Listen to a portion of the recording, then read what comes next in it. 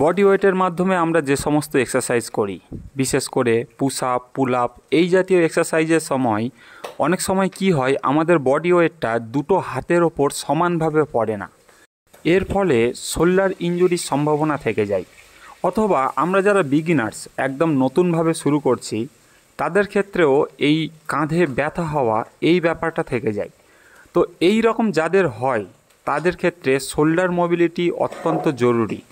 এই শোল্ডার মোবিলিটির জন্য এই 3 প্রকারের এক্সারসাইজ একত্রে করতে পারেন। এটি আপনার জন্য অত্যন্ত লাভজনক হবে। আমি এখানে ইট নিয়ে করছি। আপনাদের যদি অসুবিধা হয় তাহলে ইটের পরিবর্তে হালকা কিছু দিয়েও এই এক্সারসাইজটি করতে পারেন। এক্ষেত্রে সাজেস্ট করব একটা বই অথবা ছোট জলের বোতলগুলি, এগুলি আপনার জন্য এফেক্টিভ হবে। আর এই এক্সারসাইজ শুধুমাত্র আপনার শোল্ডার মোবিলিটির জন্য নয়, আপনার রিস্ট অর্থাৎ হাতের কবজির জন্যও অত্যন্ত উপযোগী এক এক্সারসাইজ। এই এক্সারসাইজ যদি বরাবর করতে থাকেন আপনার কবজি তো মজবুত হবেই, সেই সাথে ভবিষ্যতে ইনজুরির সম্ভাবনাও অত্যন্ত কমে যাবে। আপনি যেভাবেই পুশ আপ দিন না কেন অথবা হ্যান্ডস্ট্যান্ড করার সময় যে ইনজুরির সম্ভাবনা থাকে সেগুলির কোনোটিই হবে না।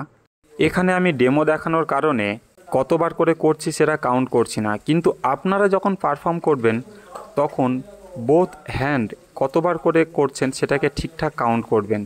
যেমন প্রথম ধাপে টুইস্ট করার সময় বোথ সাইডে 10 বার 10 বার 20 বার, সেকেন্ড ধাপে লিফট করার সময় বোথ হ্যান্ড 5 বার 5 বার 10 বার, এবং তৃতীয় ধাপেও 5 বার 5 বার 10 বার, মিনিমাম এইভাবে কাউন্ট করতে থাকবেন।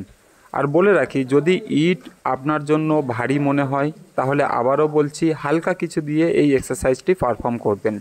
ঠিক আছে, carry on, best of luck.